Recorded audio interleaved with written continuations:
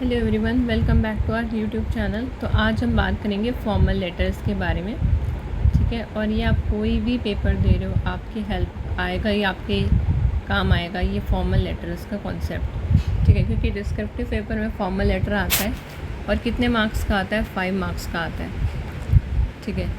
अभी 5 नंबर्स के लिए, इन 5 मार्क्स को अटेन करने के लिए आपको मार्क्स का डिस्ट्रीब्यूशन कैसे किया जाता है। 1 नंबर तो आपका पूरा का पूरा किसका होता है, फॉर्मेट का। मतलब अगर फॉर्मेट आपने सही लिखा तो 5 में से अगर 1 की भी उम्मीद नहीं होगी तो वो 1 तो मिल ही जाएगा तुम्हारे को। पर अब 1 तो हमें नहीं चाहिए, हमें तो 5 नंबर पूरे चाहिए फॉर्मल में, जो मिल भी जाते हैं हमें। तो फिर 1 हम कैसे लेंगे, बाकी के 3 मार्क्स आपके कंटेंट के होते हैं, तो 3 और 1 4, और 1 नंबर जो बच गया वो हो गया आपकी ग्रामर का। आपने किस तरह से एक्सप्रेस करा, चीज़ों को एक्सप्रेस कैसे करा, क्या आपने वर्ड लिमिट फॉलो करी नहीं करी, इस बिहाफ पे देखा जाता है। और आपका देखा जाता है वेदर कि आपका जो जैसे फ़्लो में लिखा नहीं लिखा, वो चीज़ें देखी जाती है कि फ़्लो में लिखा नहीं लिखा है। तो ये चीज़ें आपकी देखी जाती है फॉर्मल लेटर में। अब फॉर्मल लेटर में आपको एक फॉर्मेट को फॉलो करना होता है। पहले मैं आपको फॉर्मेट सिखा देती हूँ, फिर हम 20 फॉर्मल लेटर्स करेंगे, 20, ठीक है। 20 से ज़्यादा ही हो सकता है, 20 तो है ही है मिनिमम, ठीक है जी। चलिए देखते हैं, पहले फॉर्मेट को अंडरस्टैंड कर लेते हैं। सबसे पहले इसका जो बेसिक फॉर्मेट रहता है वो ये रहता है बच्चे, सेंडर्स एड्रेस लिखना होता है। सेंडर्स का एड्रेस लिखना होता है, ठीक है जी। सेंडर्स एड्रेस आपको लिखना होगा, मतलब 1-2 लाइन में लिख के फिर 1 लाइन छोड़नी होगी, ठीक है। कैसे लिखना होगा सेंडर्स एड्रेस, या तो आपको गिवन होता है। सेंडर्स एड्रेस की बात करें तो एक ही बार समझाऊंगी, फिर आपको बाकी लेटर्स में ये चीज़ें नहीं सिखाऊंगी। सेंडर्स एड्रेस में आपको क्या लिखना होगा, जनरली एड्रेस दे रखा है तो बहुत बढ़िया, नहीं दे रखा तो ये नहीं कि लिखेंगे ही नहीं, लिखेंगे। क्या लिखेंगे, एग्जामिनेशन हॉल, ठीक है। फिर सपोज़ कि न्यू दिल्ली, ठीक है जी, एग्जामिनेशन हॉल न्यू दिल्ली। या फिर न्यू दिल्ली भी नहीं, आप लिखिए सीधा, अगर आपको सिटी दे रखी है तो बढ़िया, नहीं दे रखी तो it's okay, examination hall, right. फिर आप लिख सकते हो सिटी। सिटी मान लो आपकी XYZ, जैसे मान लो अगर लिखना भी हो तो आप अपने घर का एड्रेस कैसे लिखते हो, मान लो जो भी आपका एड्रेस है ABC, जो भी आपका हाउस नंबर है, हाउस नंबर ये हो जो भी आपका होता है, मान लो XYZ आपका हाउस नंबर है, फिर आप कैसे लिखते हो नॉर्मली कि ये कॉलोनी वगैरह है। बट फ़िलहाल आप यहाँ पे कैसे लिखेंगे, अब हम, ठीक है, नहीं दे रखा तो सिटी, मान लो XYZ। सपोज़ कि आप रह रहे हो, फॉर एग्ज़ाम्पल आप रह रहे हो हरियाणा में, ठीक है। अब हरियाणा में आप कहाँ रह रहे हो, आप हिसार में रह रहे हो, जींद में रह रहे हो, गुरुग्राम में रह रहे हो, मेवाड़ में रह रहे हो, है ना, कहाँ पर रह रहे हो, पानीपत में रह रहे हो, सोनीपत में रह रहे हो, क्या तो सिटी हो गया XYZ। अब सिटी के साथ साथ क्या आएगा, सिटी के साथ साथ वही उसका वही स्टेट हो गया, ये तो हो ही गई बात। और फिर यहाँ पर आपका क्या आता है, बेसिकली आप यहाँ पर वही चीज़ लिख लो ना। इधर आपका हम पिन कोड भी लिखते हैं जनरली, तो पिन कोड लिखना हालांकि ऑप्शनल होता है, बट अगर लिख दिया जाए तो बुरी बात भी नहीं है। तो पिन कोड जनरली होता है क्या, 6 डिजिट का होता है ना। हमेशा आप देखो, तब आपको वो नहीं पता एग्जैक्टली 6, और नहीं पता तो आपने लिखने भी नहीं है, पता भी हो तो भी लिखने नहीं है। 1 2 3 4 5 6, ये 6 बार ऐसे डाल सकते हो। तो एक ये भी स्टाइल होता है सेंडर्स एड्रेस का। फिर सेंडर्स एड्रेस के बाद आपने जैसे लाइन वाइन छोड़ दी, 1 लाइन छोड़ दी, फिर आपकी आएगी डेट। अब डेट ऐसे, ये डेट शब्द नहीं लिखना, डेट लिखना नहीं है, उसमें डेट आएगा, मंथ आएगा, ईयर, इस स्टाइल में लिखना है। मतलब ये कई लोग ऐसे लिखते हैं, जैसे सपोज़ अगस्त, आज कौन सी अगस्त है, आज आपकी 25 अगस्त है ना, फिर 2026। अब बुक्स वगैरह में कई जगह क्या लिखा होता है, क्योंकि उनका ईयर मेंशन नहीं होता, तो हर साल उन्हें बुक छापनी होती है, तो वो 2000 ऐसे ऐसे करके लिख देंगे। तो ऐसे भी करते हैं फॉलो, बट क्योंकि आपको तो आपके पेपर की डेट पता होगी कि मान लो आपका पेपर 24 अगस्त को है, 25 अगस्त को है, 26 को है, कब है, ठीक है। तो आप उस दिन की डेट कैसे लिखोगे, सपोज़ 27 को है ना, तो 27 अगस्त, कॉमा, डेट तो आप लिख सकते हो, डेट लिखने में कोई बुराई नहीं, 2026 है ना। तो ऐसे आप एग्जैक्टली डेट लिख सकते हो, सेंडर्स एड्रेस, फिर ऐसे आप प्रॉपर डेट लिख सकते हो। फिर आप 2 लाइन छोड़ेंगे, 2 लाइन या फिर 2 बार एंटर दबा दो, या एक बार एंटर दबा दो, एक बार एंटर दबा दो क्योंकि आप टाइप कर रहे हो ना। फिर आप लिखो रिसीवर्स एड्रेस। अब रिसीवर्स एड्रेस में भी ये नहीं कि आप ये चीज़ लिख दोगे, रिसीवर्स एड्रेस लिखो तो मतलब ये लिखो, नहीं। I mean to say that receiver's address का मतलब मेरा ये है कि 3 लाइन में आपका रिसीवर एड्रेस आना चाहिए, 1 2 3 लाइन्स में आना चाहिए, जिसमें मान लो द एडिटर है, ये ऐसे एरो नहीं बनाने, कहीं का पता चले कंफ्यूज हो के एरो बना दो, तो लिखना है आपने द एडिटर। एक बार समझ लो, जनरली फॉलो होता है ये फॉर्मेट। फिर न्यूज़पेपर का नेम, न्यूज़पेपर्स नेम। अगर अब आपको न्यूज़पेपर का नेम पता है, नहीं पता है, तो आप न्यूज़पेपर का नेम तो एक बार को खुद से भी डाल सकते हो। मान लो XYZ न्यूज़पेपर के बदले आप ऐसे कर सकते हो the times of India, the Hindustan times, है ना। जो भी आपको न्यूज़पेपर का नेम आता है वो डाल सकते हो। और फिर जो आपका एडिटर, मान लो यहाँ हमने एडिटर लिखा, दी एडिटर लिखा, ठीक है। फिर हमने न्यूज़पेपर का जो भी नेम हमें पता था, ट्रिब्यून या जो भी आपको नेम पता था वो हमने डाल दिया, जिसमें हम न्यूज़पेपर में छाप रहे हैं। फिर जो सिटी है वो सिटी वही सेम होगी ना। मान लो सिटी गिवन है तो गिवन है, मान लो गिवन है कि हिसार तो हिसार, है ना। तो सिटी जो भी आपकी गिवन है, सिटी उसकी पर्टिकुलरली वो आपने डालनी है। फिर आपने डालना है स्टेट, और वही पिन कोड, ये सेम रहता है हमेशा, क्योंकि आप ऑब्वियसली उसी एडिटर को आप छपवाओगे जहाँ पे आप रहते हो। कोई बंदा अगर पानीपत में रहता है तो वहीं के एडिटर को ही लिखेगा लेटर, जाहिर सी बात है। वो सोनीपत के एडिटर को नहीं लिखेगा, क्योंकि वो जो बताना चाह रहा है अपनी चीज़ सोशल इशू को लेके बता रहा है एक तो, और वो कंसर्न अथॉरिटी को बताएगा या जनरल पब्लिक को अवेयर करने की कोशिश करेगा, क्योंकि उसकी लोग बात नहीं सुन रहे हैं। तो वो न्यूज़पेपर के माध्यम से अपनी बात पहुँचा रहा है, एडिटर बस उसकी बात पहुंचाने में उसकी हेल्प कर रहा है बिचौलिया बन के। एडिटर खुद कुछ नहीं मदद कर सकता, उसकी प्रॉब्लम सॉल्व नहीं कर सकता, बस ये कर सकता है हाँ, जो बात औरों तक नहीं पहुंच पा रही है, कंसर्न अथॉरिटी तक या जनरल पब्लिक तक, वो पहुंचा सकता है, वो एक माध्यम है बस। फिर आएगा आपका सब्जेक्ट। अब अगर आपका रिटर्न होता पेपर तो आप सब्जेक्ट को लिख के अंडरलाइन भी कर सकते थे, थोड़ा हाईलाइट रहता, बट यहाँ पे तो आप पे ऑप्शन नहीं होगा, तो आप 4 to 5 वर्ड्स में ही लिखना, सिर्फ 4 to 5 वर्ड्स में बढ़िया सा लिखना जो आपका अटेंशन ले। अब पहले रिस्पेक्टेड सर चलता था, आजकल सिर्फ सर भी चल जाता है, या मान लो द एडिटर ही लिख दिया हमने अगर एडिटर को लिख रहे हैं, या मैम भी लिख सकते हैं कॉमा करके।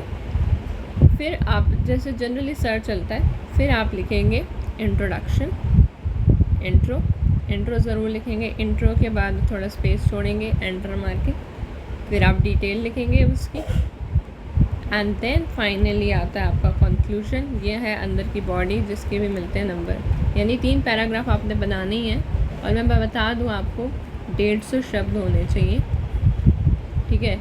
मतलब 120 शब्द तो आपके अंदर की जो बॉडी है, यानी इंट्रो डिटेलिंग कंक्लूजन, 120 शब्द तो उसी के होने ही होने चाहिए।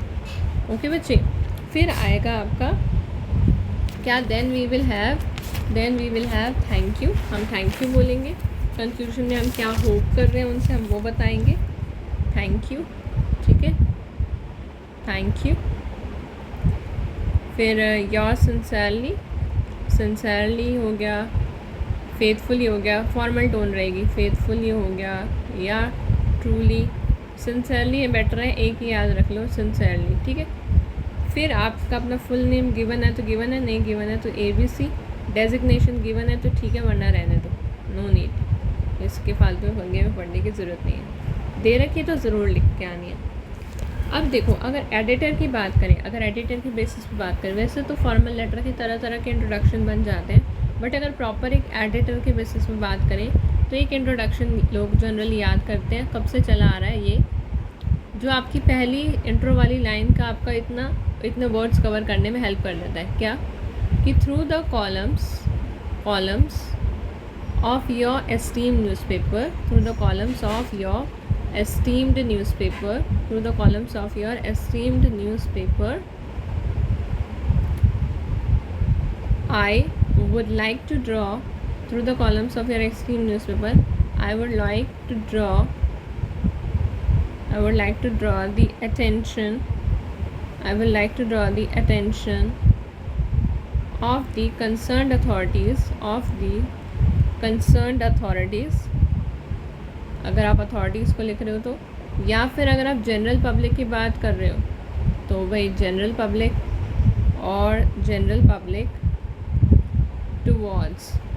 टुवर्ड्स आपका जो भी क्वेश्चन में प्रॉब्लम दे रखी है वो आपने लिखना है, ठीक है। फिर आपने अगेन लाइन छोड़नी है, पैरा चेंज। डिटेल में आप बताओगे कि आपकी प्रॉब्लम क्या है, उस प्रॉब्लम को आप बताओगे एक एग्जाम्पल्स के थ्रू कि भाई हाँ ये प्रॉब्लम है हमारे यहाँ। अभी हम पढ़ेंगे ना, 20 लेटर करा रही हूँ, उससे आपको आइडिया लगेगा तो सही। ये तो एक इंट्रोडक्शन दे रही हूँ। कंसिक्वेंसेस, फिर आप क्या सजेस्ट करना चाहते हो, आपने लिखा है आप चाहते क्या हो, आप अपनी भी ज़रा मांग बताओ, या आप सजेशन दे रहे हो कि कुछ तो उपाय होगा तो आप सजेस्ट करो कि क्या सल्यूशंस हैं, है ना। और क्या आपकी उम्मीद लगाए बैठे हो आप कंसर्न अथॉरिटी से, या पब्लिक को लिख रहे हो तो पब्लिक से आपकी क्या उम्मीद है। और इसमें आप मेंशन करोगे अगर आप एडिटर को लिख रहे हो कि आपने अपनी जो बात है वो पहले भी रखने की कोशिश की थी, पर अगर आप किसी अथॉरिटी को, मान लो पुलिस या जो भी तो रिलेटेड है, तो बट वो अथॉरिटी ने वो बात इग्नोर कर दी, तो इसलिए अब आपको मजबूरी है कि आप अपनी बात लिख रहे हो एडिटर को, क्योंकि एडिटर तो ये सोचेगा कि मुझे क्यों कह रहे हैं ये बात, बट नहीं, आप उसको प्रॉपरली मेंशन करोगे। और फाइनली आप कंक्लूजन में ये लाइन लिख सकते हो कि आई बिलीव, बहुत तरह की भी हम चीज़ें सीखेंगे, आई believe that highlighting this problem, issue या concern, highlighting this concern या issue या problem, कुछ भी लिख सकते हो, through your newspaper would bring, अब हम एडिटर को लिखने के बाद would bring, वो फिर अपने स्टाइल में छाप देंगे ना, would bring it to the attention of the authorities, would bring it to the attention of the authorities, concerned authorities या जनरल पब्लिक, so that जो भी आपकी उम्मीद है वो, ठीक है। तो एक मैंने ओवरव्यू दिया अभी तक आपको, सिर्फ अभी कहानी असली अब शुरू होएगी। चलो अब एक ना स्टार्ट करते हैं सैम्पल लेटर से, और सब्जेक्ट है बच्चे इसमें complaint regarding rising the open garbage dumps in the sector 14, ठीक है। अभी इसमें क्या हुआ, एग्जामिनेशन हॉल लिखा, सिटी लिखी, XYZ, मैंने आपको सिखाया आप स्टेट और पिन कोड भी डाल सकते हो ऐसे, यानी 6 बार क्रॉस करके, फिर ये डेट है, ठीक है। अब इसके बाद आपका आएगा कैसे, ये रिसीवर एड्रेस लिखने में भी बड़ा दिक्कत आती है, क्यों, क्योंकि चलो टू लिखना वैसे आजकल ज़रूरी नहीं है, आप डायरेक्ट यहाँ से लिख सकते हो, ये चीज़ जो मैंने सिखाया फॉर्मेट वही फॉलो करना। पर पता है पॉइंट ये है कि ये नहीं पता होता कि मैम सेंडर्स तो लिख दिया, चलो जैसे कैसे रिसीवर्स एड्रेस में क्या लिखें, तो यहाँ पर आप खुद देखो कंप्लेन हो रही है regarding the rising open garbage, तो अभी हम एडिटर को नहीं, अभी हम डायरेक्ट कर रहे हैं म्यूनसिपल कमिश्नर को कंप्लेन कर रहे हैं कि गार्बेज की वो हो रही है, तो म्यूनसिपल कमिश्नर को कर रहे हैं, और म्यूनसिपल कमिश्नर जो है उसके बाद वो कहाँ पर है, म्यूनसिपल कॉरपोरेशन में, और फिर आएगा आपका सिटी, यानी द बंदा कौन है, जो मेन पर्सन है इस बार वो द म्यूनसिपल कॉरपोरेशन है, उनको हम अपनी बात रख रहे हैं, म्यूनसिपल कॉरपोरेशन, म्यूनसिपल कमिश्नर, फिर नीचे म्यूनसिपल कॉरपोरेशन, फिर सिटी, फिर रिस्पेक्टेड सर या मैम, और कंप्लेन किस रिगार्डिंग है, राइजिंग दी ओपन गार्बेज डंप्स इन सेक्टर 14। ध्यान से देखिएगा बच्चे, ध्यान से देखिएगा, आपको कंटेंट बढ़िया तैयार होएगा। रिस्पेक्टेड सर या ma'am, I am writing to draw your attention to the rapidly deteriorating sanitary conditions in sector 14 due to uncontrolled rise of open garbage dumps. अब पता है क्या है, कंप्लेंट वाले लेटर्स में ना तुम 2-4 लाइनें याद कर लो, कंप्लेंट लेटर्स लिखना हो जब भी तुम्हें। हाँ जी, तो चलिए वापस से एक बार अब ज़रा पढ़ते हैं कि मैं आपको बता रही थी कि एक जनरली अगर आपने लिखना हो ना कंप्लेन लेटर, तो कंप्लेन लेटर कैसे लिखोगे, क्या वैसे लिख दो ना कि I am writing to draw your attention. So अब आप कंप्लेन कर रहे हो कि I am writing you to draw your urgent attention, urgent यानी कि यार अभी अभी अटेंशन दो, to the rapidly deteriorating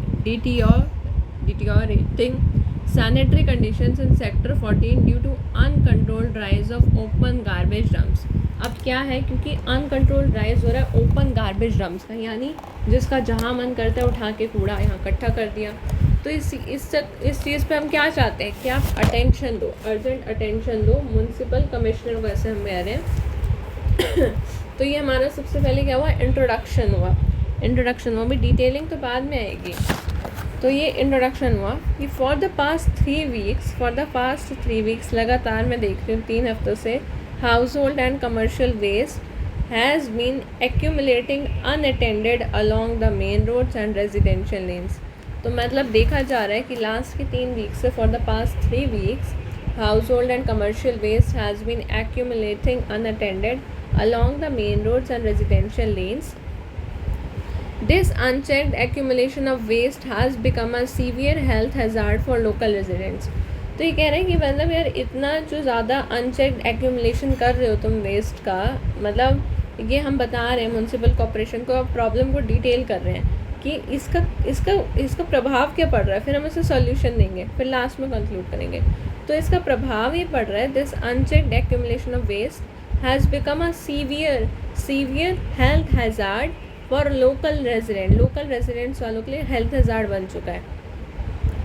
the foul stench fills the entire locality, जो फाउल स्टेंच है ऐसे बदबू से एकदम पूरा क्या हो जाती है, पूरी एंटायर लोकेलिटी ख़राब हो रही है। Making it difficult for the residents to breathe freely और ओपन देयर विंडोज़, अपने घर की विंडो भी नहीं खोल सकते। कैसे खोलेंगे, क्यों? क्योंकि एक्यूमुलेशन ऑफ वेस्ट हो गया है। फर्दर मोर इसी वीडियो को आप सुन लोगे ना 2 बार, आपका बढ़िया नंबर आ जाएगा फॉर्मल लेटर में, सही बोल रही हूँ, आप एक बार देखना, ठीक है? बाकी तो आपकी टाइपिंग है। Furthermore these open waste heaps have turned into breeding grounds. Last में उनको बहुत हेल्प करता है ऐसे लेक्चर्स।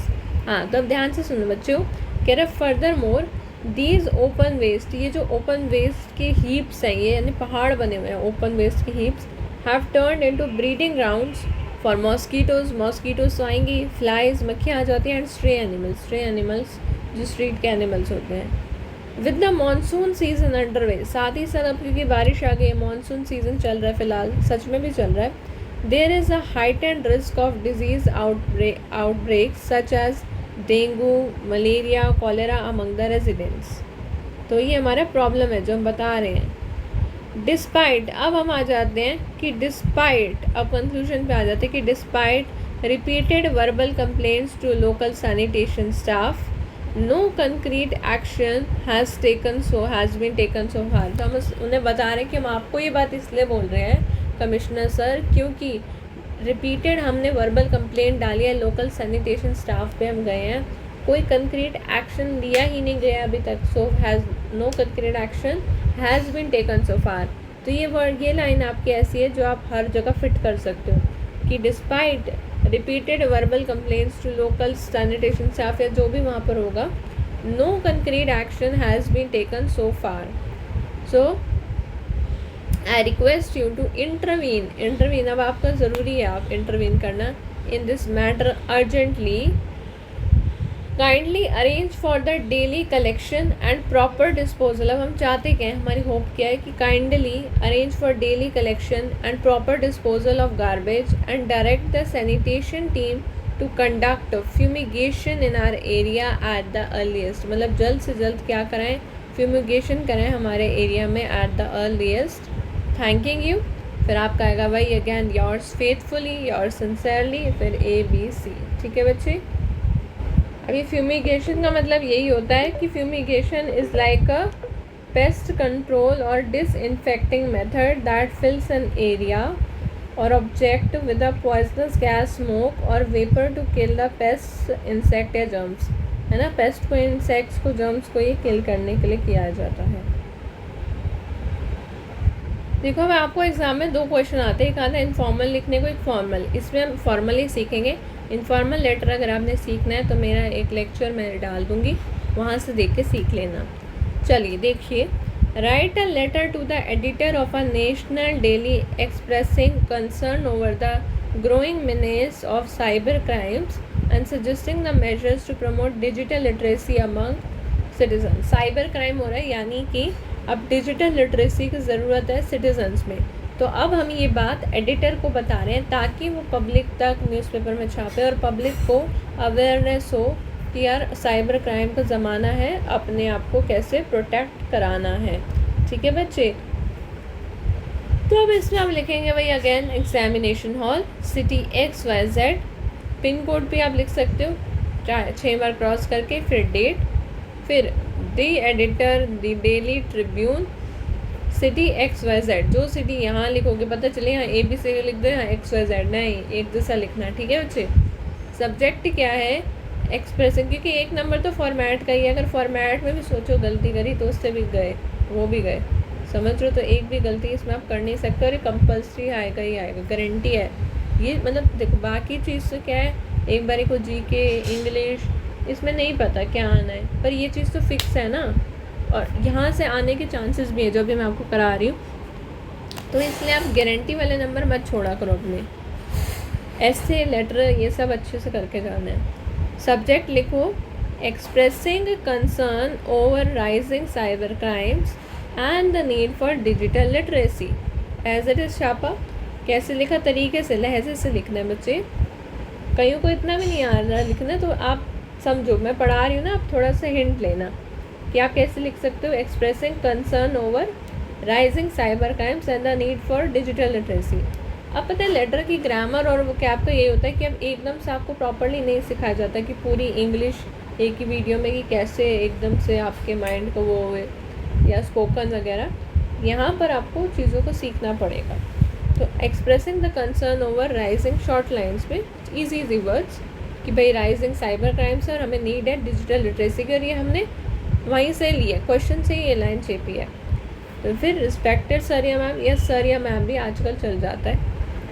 नाउ अब मैंने एडिटर के मामले में तो आपको लाइन खुद ही अभी कराई थी, क्या लिखवाई थी कि थ्रू द, बोलो through the columns of your esteemed newspaper I would, ये वाली तब एज इट इज़ याद कर लो कि through the columns of your esteemed newspaper I would, यहाँ तक ग्रामर में गलती मत करना, I would like to draw the attention of the concerned authorities and general public towards the alarming rise, alarming, growing menace है ना, तो alarming rise in cyber crime incidents across the country।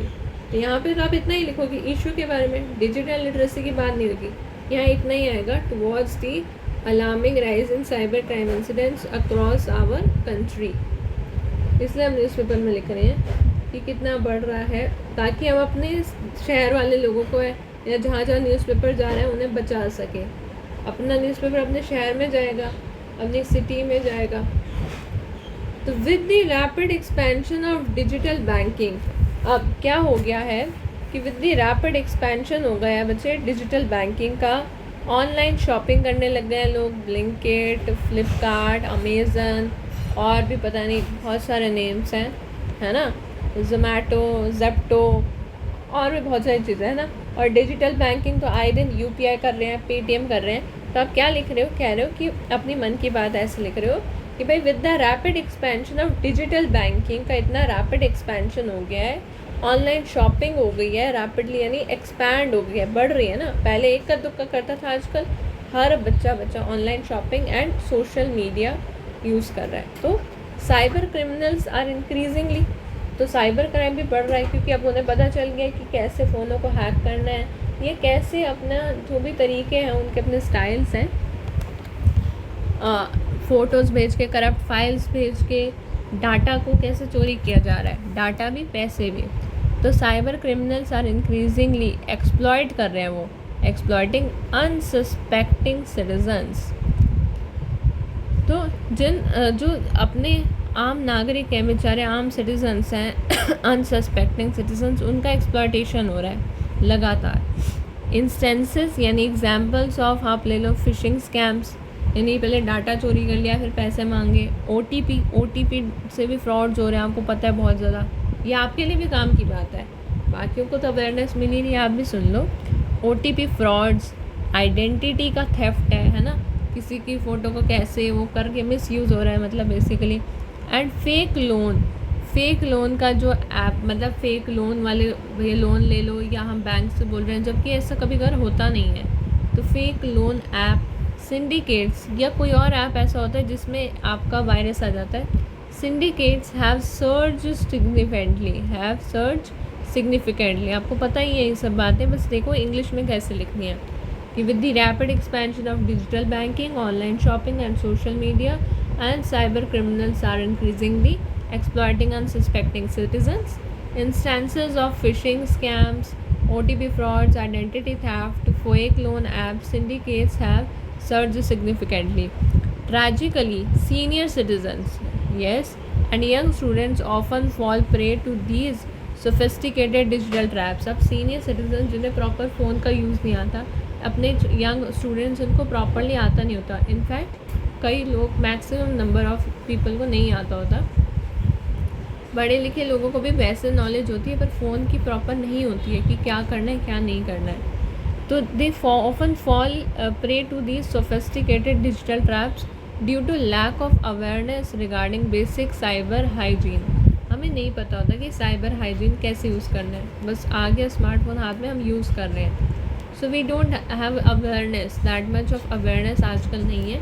बस reel कैसे डालनी है इतना ही आता है.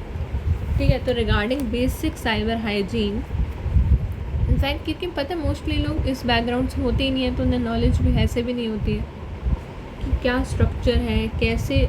जो हैक करने वाले हैं उनके पूरा दिमाग चला हुआ है, खुला हुआ है, तभी तो वो हैक कर पा रहे हैं. पर सेव करने वालों का भी तो दिमाग खुला होना चाहिए. तो इसलिए हम ये लेटर लिख रहे हैं कि एटलीस्ट अवेयर तो रहो. ठीक है.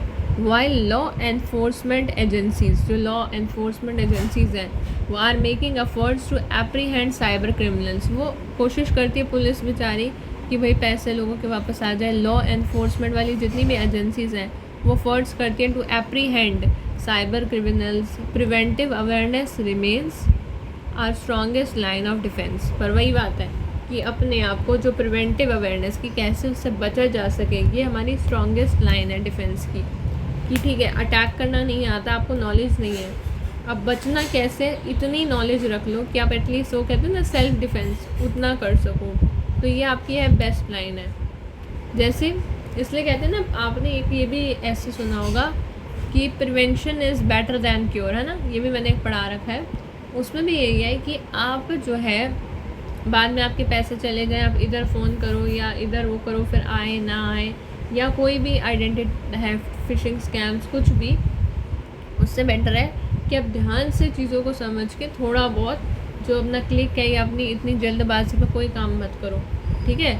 अवेयर वाली बात है, ऐसे हर जगह उंगलियां मारने की ज़रूरत नहीं है टच स्क्रीन फ़ोन के चक्कर में. समझ रहे हो, चीज़ों को ध्यान से करना है, अलर्ट रह के करना है, आसपास का एरिया समझ के करना है, क्या सीन क्या है. वही बात है कि प्रिवेंशन बेटर होती है. जैसे वही बात है कि हम खा लेते हैं, अगर खाने के बारे में बात करूँ कि हम जंक फूड खाते हैं 2 मिनट नहीं लगाते हैं, बट फिर बाद में आप दवाई लो, डॉक्टर के पास जाओ. उससे बेटर है कि क्या अपने खान पान का शुरू से ध्यान रखो. आपको ज़्यादा कुछ नहीं पता, उसके बारे में नॉलेज नहीं है आपको अपने बॉडी सिस्टम के बारे में, एटलीस्ट आप अच्छा खाना तो खा सकते हो, पानी ज़्यादा पी सकते हो. ठीक है. चलिए, तो अभी हम आते हैं अपने मुद्दे पे रहते हैं कि the government along with the flow नहीं ख़राब होना चाहिए, educational institutions and civic bodies must launch mass digital literacy campaigns. तो सरकार और साथ ही साथ जितने भी एजुकेशनल के इंस्टीट्यूशंस हैं और सिविक बॉडीज़ हैं, इनको लॉन्च करना चाहिए mass digital literacy campaigns. Workshops covering safe online practices such as recognising suspicious links. जैसे कुछ लिंक्स होते हैं जो सस्पिशियस होते हैं, हर लिंक वेबसाइट पे क्लिक नहीं करते हैं. Securing personal credentials and reporting cyber frauds on the national portal should be conducted at school, college and community levels.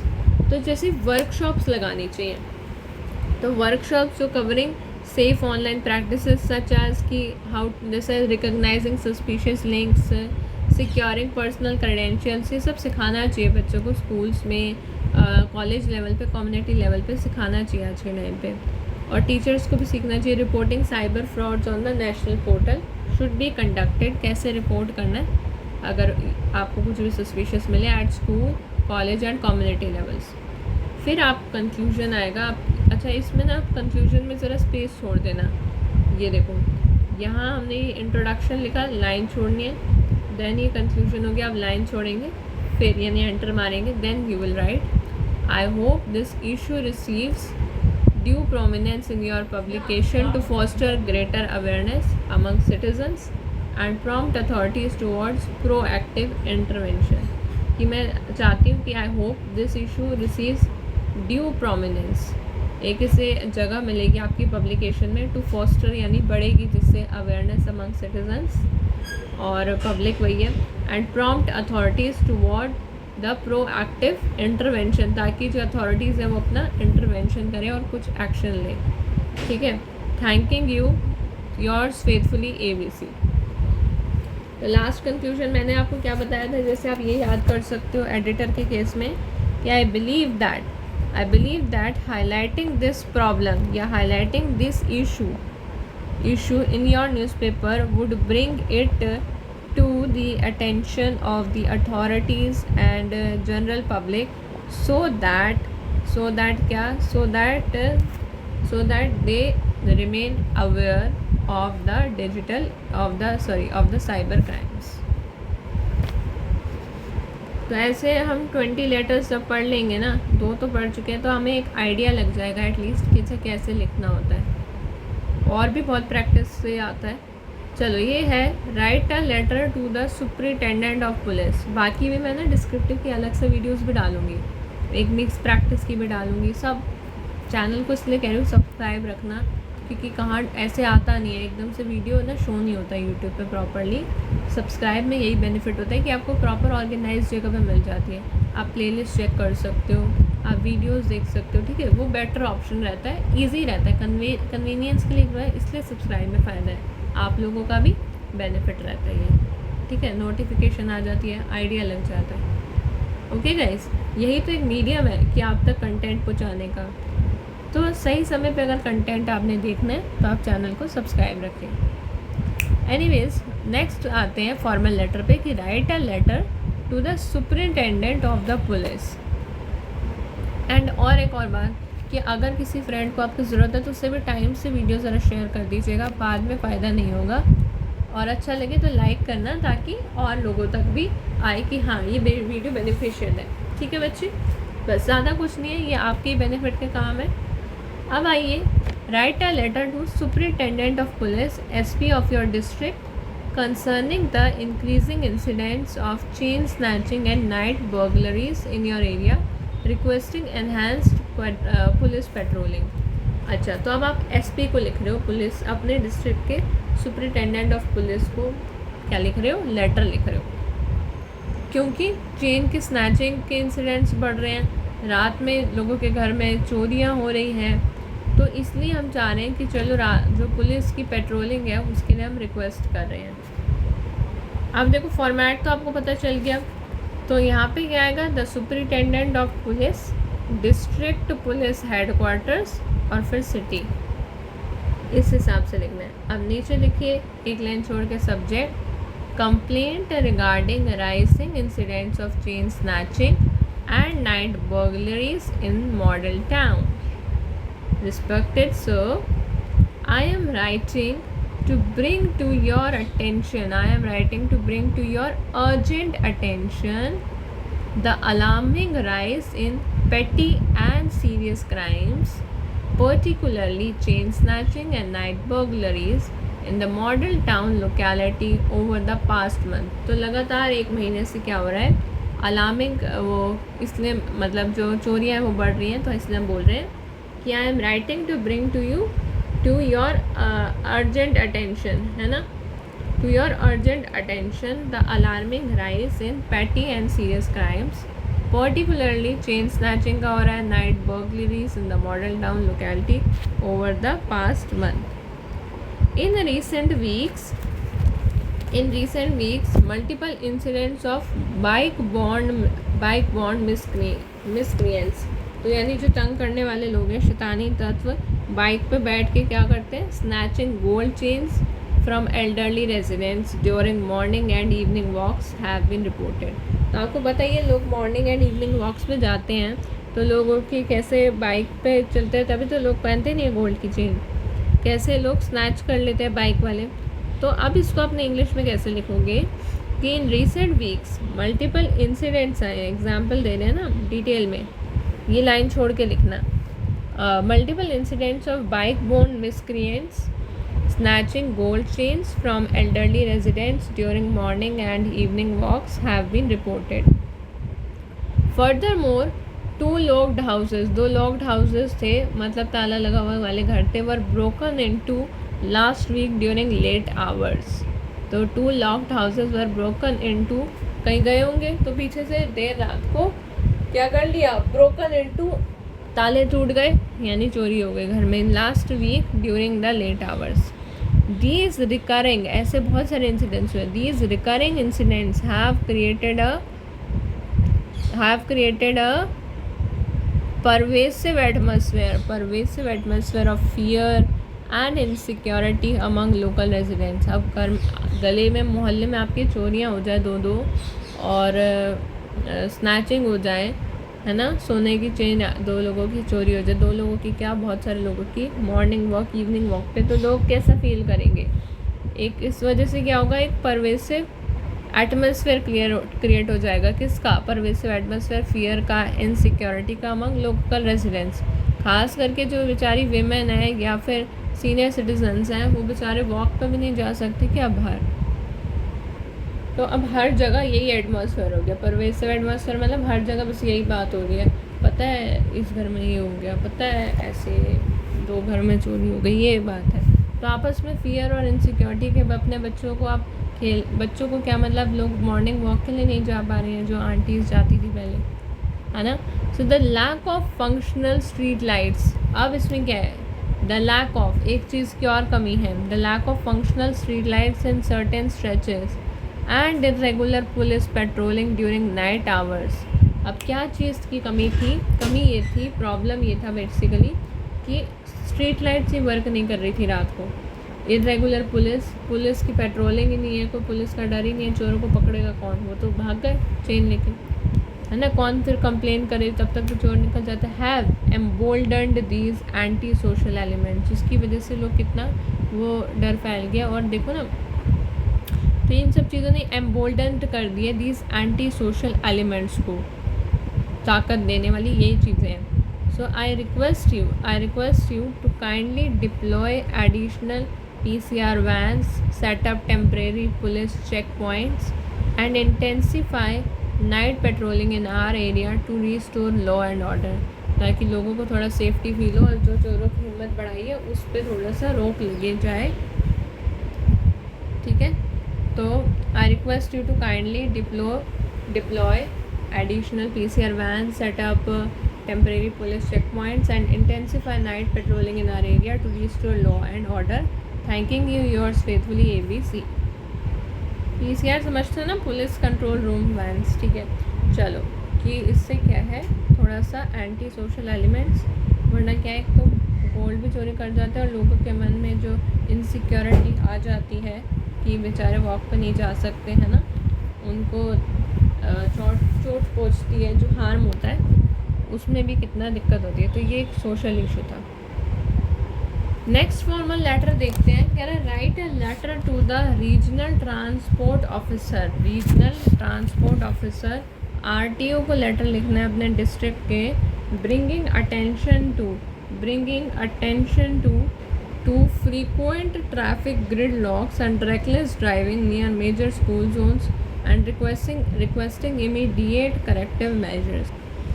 अब वही है, the regional transport office, transport department, city XYZ। ऊपर वाला content खुद आपको पता ही कैसे लिखना है। फिर सब्जेक्ट क्या रहेगा, सब्जेक्ट रहेगा request for traffic regulation and safety measures near school zones on MG road. MG road पे क्या हो रहा है कि रिक्वेस्ट है भाई ट्रैफिक को रेगुलेट करो और सेफ्टी मेजर्स रखो, क्योंकि वहाँ पे नियर स्कूल जोन्स के पास जो MG रोड पे है थोड़ा ध्यान दो। तो अब फिर वही again, I am writing to bring your immediate या फिर अर्जेंट अटेंशन, कंप्लेन कर रहे हैं ना इसलिए हम, अटेंशन टुवर्ड्स दी, या फिर I am writing to bring your immediate attention towards the hazardous traffic conditions, मतलब कुछ ज़्यादा ही हज़ार्डियस ट्रैफिक कंडीशंस हैं, chaotic congestion है outside the major school zones situated along the MG road during morning and afternoon peak hours. Okay, so I am writing to bring your immediate attention towards the hazardous traffic conditions and chaotic congestion outside the major school zones situated along MG Road during morning and afternoon peak hours, है ना, morning और afternoon में तो होती है school की छुट्टी. तो with thousands of arriving and leaving around the same time, obviously भाई क्या हो रहा है कि भाई देखो ट्रैफिक का कंडीशंस तो हो गई और chaotic कंडीशन भी होगी outside the major school zones, क्योंकि क्या है कि थाउजेंड्स ऑफ स्टूडेंट्स अराइव करते हैं, लीव करते हैं स्कूल को सेम टाइम पे. तो लैक ऑफ प्रॉपर जो ट्रैफिक मैनेजमेंट है, सुबह सुबह ये तो है, पता है ये हर जगह का ये सीन है कि सुबह सुबह मतलब बंदे को जाना हो या दोपहर के 1 बजे देख लो स्कूल की छुट्टी हो तो इतना ज़्यादा ट्रैफिक होता है कि क्या बताएं. कि with thousands of students arriving and leaving at around the same time, the lack of proper traffic management leads to severe gridlocks, एकदम proper gridlock हो जाता है. and to make matters worse कब होता है, to make matters worse many commercial, जो commercial वाले होते हैं and private vehicles वाले होते हैं, commercial हो गए पर्पस वाले या private vehicles drive recklessly, वो एकदम से चलाते हैं. वैन वाले हो गए या और भी जितने भी प्राइवेट व्हीकल्स वाले भी हैं वो एकदम रेकलेसली चलाते हैं एंड एक्सीड करते हैं speed limit near the school gates और ब्लैटेंटली इग्नोरिंग सेफ्टी नॉर्म्स. पे उस स्कूल के पास बोर्ड लगा होता है भाई ड्राइव स्लो, तो वो सेफ्टी नॉर्म्स को ही नहीं फॉलो करते हैं.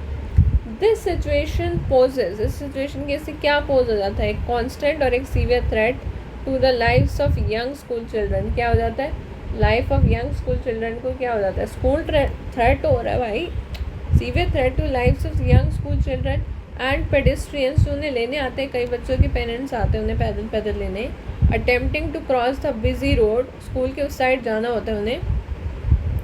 तो अगर ऐसी सिचुएशन रहेगी तो उन लोगों की लाइफ को वो रहेगा, बिल्कुल रहेगा.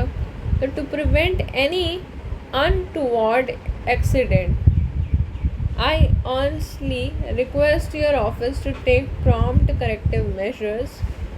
To prevent ऐसी कोई एक्सीडेंट वगैरह ना हो, I earnestly request your office to take prompt corrective measures. Low please.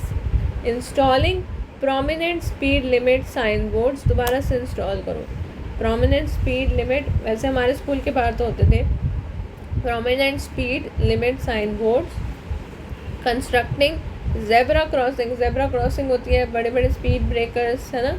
And deploying traffic personal during school opening and closing hours would significantly improve student safety. अगर इस चीज़ को हम डिप्लॉय करेंगे ट्रैफिक पर्सनल को school की opening और closing hours में, तो इससे क्या बढ़ेगी, स्टूडेंट की सेफ्टी भी बढ़ेगी. थैंकिंग यू योर्स फेथफुली, अपना ABC या XYZ. ठीक है जी, अलग अलग अगर उधर सिटी के साथ XYZ लिखा है तो यहाँ पे ABC लिखना, बदल के लिखना होता है. पर ध्यान रहे सिटी और उसका सेंटर का रिसीवर का सेम होता है. गल समझ में आ गई है बहुत बढ़िया से, ठीक है. तो ब्लैटेंटी होता है खुलेआम.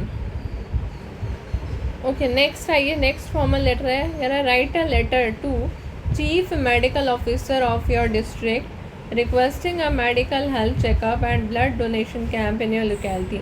मतलब आप लेटर लिखो किसको, चीफ मेडिकल ऑफिसर को अपने डिस्ट्रिक्ट के, रिक्वेस्ट करो मेडिकल हेल्थ चेकअप और ब्लड डोनेशन कैंप अपनी लोकेलिटी में. तो अगेन आपको वही examination hall, city, XYZ, date हो गई आपकी to chief medical officer district health department city XYZ request for organising a health checkup and voluntary blood donation camp. Request है, chief medical officer को request कर रहे हैं डिस्ट्रिक्ट हेल्थ डिपार्टमेंट की कि मेरी रिक्वेस्ट है कि आप ऑर्गेनाइज़ करो हेल्थ चेकअप और voluntary blood donation camp sector 21 में. रिस्पेक्टेड सर या ma'am, I am writing on the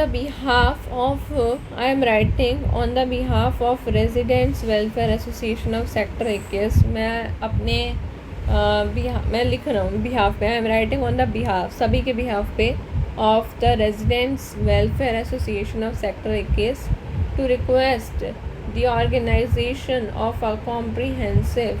हमने सिटी में XYZ लिख दिया है, इसलिए हम सेक्टर 21 में लिखते हैं तो कोई फ़र्क नहीं पड़ेगा. तो तो I am writing on the behalf of, क्योंकि वो चीज़ इलीगल नहीं है ना, इलीगल नहीं है, हम अपना एड्रेस तो नहीं बता रहे ना। अब जैसे आपका नाम मान लो सुनीता हो, आप विनीता भी लिख के आओ तो भी वो इलीगल है। अब एग्जामिनर को थोड़ा पता है कि आपका नाम असलियत में सुनीता है या क्या, गलत बात नहीं करनी इसलिए। तो I am writing on the behalf of residents welfare association of sector 21 to request the organisation because पता है एग्ज़ाम का लेटर मतलब आपको एग्ज़ाम के हिसाब से चलना है, असलियत में भी आप नहीं लिख रहे हो। तो आप लिख रहे हो रेजिडेंट्स वेलफेयर एसोसिएशन कहाँ की है, वो 21 सेक्टर की होगी पूरी, ये नहीं लिख सकते of city XYZ। Resident welfare आप देखो कि एक नंबर मान लो अलग है, 4 नंबर वालों का अलग है ना, या 4 सेक्टर वालों का अलग है, जो भी होता है सबका अलग अलग होता है। और इवन हर ब्लॉक का भी अलग अलग होता है, H ब्लॉक का अलग होगा, K ब्लॉक का अलग होगा, बट कोई नहीं, यहाँ सेक्टर लिखा है। टू रिक्वेस्ट द ऑर्गेनाइजेशन, सबकी तरफ से हम कह रहे हैं, of a comprehensive health checkup and voluntary blood donation camp in our locality. A significant portion of, एक सिग्निफिकेंट यानी काफ़ी अच्छा खासा portion of a residential population consist of senior citizens हैं एंड डेली वेज वर्कर्स, जो daily काम करते हैं, who often delay routine health screenings due to financial constraints या फिर लैक ऑफ एक्सेसिबिलिटी। एक तो एक्सेसिबिलिटी की कमी है, या फिर जो है डिले रूटीन हेल्थ स्क्रीनिंग क्योंकि उनको फाइनेंशियल कॉन्स्ट्रेंट है। तो इसलिए सीनियर सिटीज़न और डेली वेज वर्कर वाले क्या नहीं करा पा रहे हैं, हेल्थ चेकअप। तो organising a local health camp covering basic health checkups, blood pressure का मॉनिटरिंग हो गई है ना, आई का टेस्ट होता है बेसिक हेल्थ चेकअप में, and general consultation would immensely benefit these vulnerable groups. इन वल्नरेबल यानी इन कमज़ोर, तो इन लोगों को हेल्प मिलेगी, बेनिफिट मिलेगा।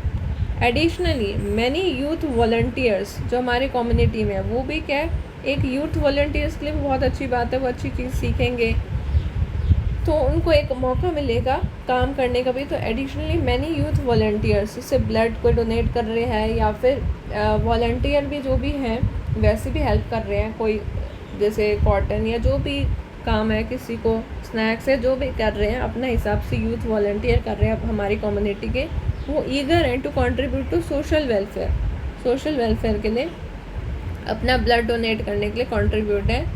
वी हैव, हमारा youth generation, we have identified a well ventilated community hall.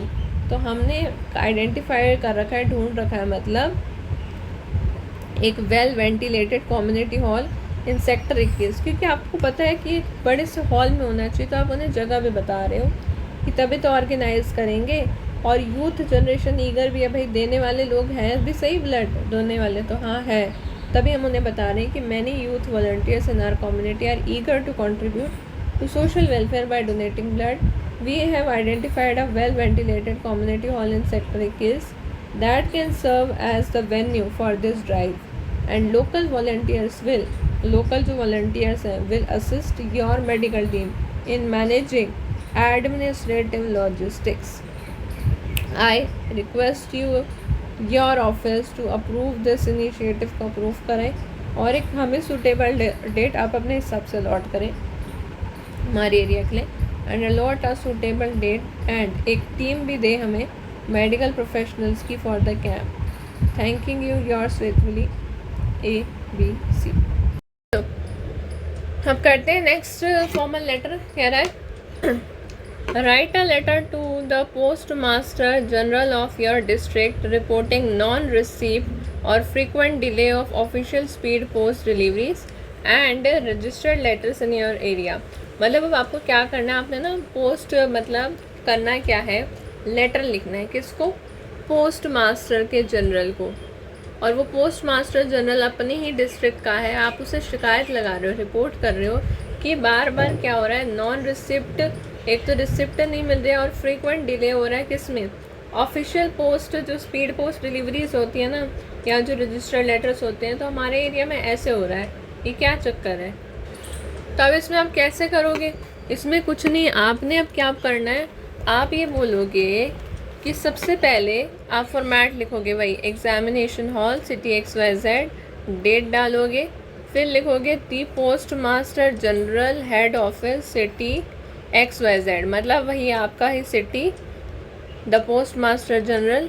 फिर ये चीज़ देखो, head post office city XYZ। Subject क्या है? सब्जेक्ट है एक लाइन छोड़ के लिखने का, फॉर्मेट में आपको पहले ही बता चुके हूँ। Complaint regarding frequent delay and non delivery of speed post articles in sector 18, ये हमने अपनी मर्जी से लिया है, इन सेक्टर 18। फिर आगे देखो, रिस्पेक्टेड सारिया मैम, ठीक है, I am writing to bring your attention,